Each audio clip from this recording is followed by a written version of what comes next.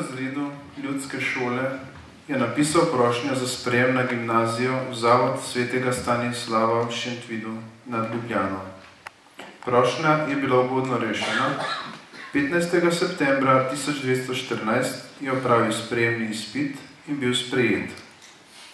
V letu 1915, ko Italija napove vojno Avstriji, je mobilizacija zadela tudi njegovega očeta.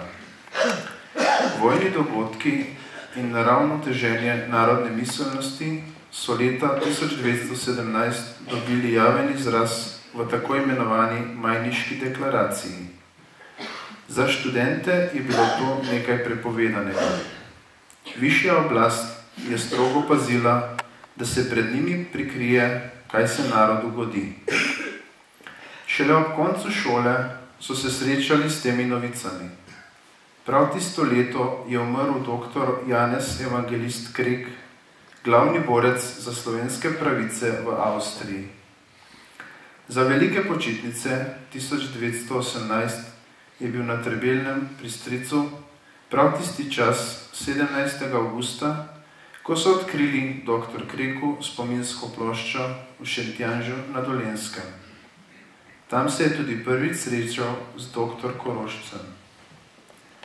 Bil je to izredno domoljuben dogodek, veličastna manifestacija slovanskega prebujanja in tudi čutenja slovenske skupnosti, kajti tam so se srečali glavni slovenski možje, na katere je padla odgovornost v urah, ko se je že predvidevalo, da bo Avstrija razpadla.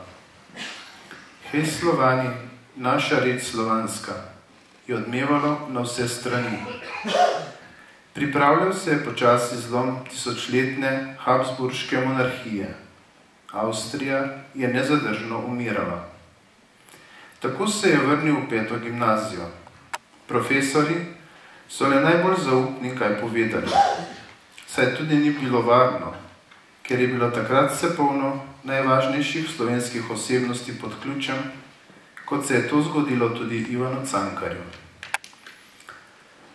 Preboj na Solunski fronti, poraz pri Verdunu v Franciji, Rusija tudi ni več bila v boju, ker je v njej vrela komunistična revolucija, vse povsod se je rušilo.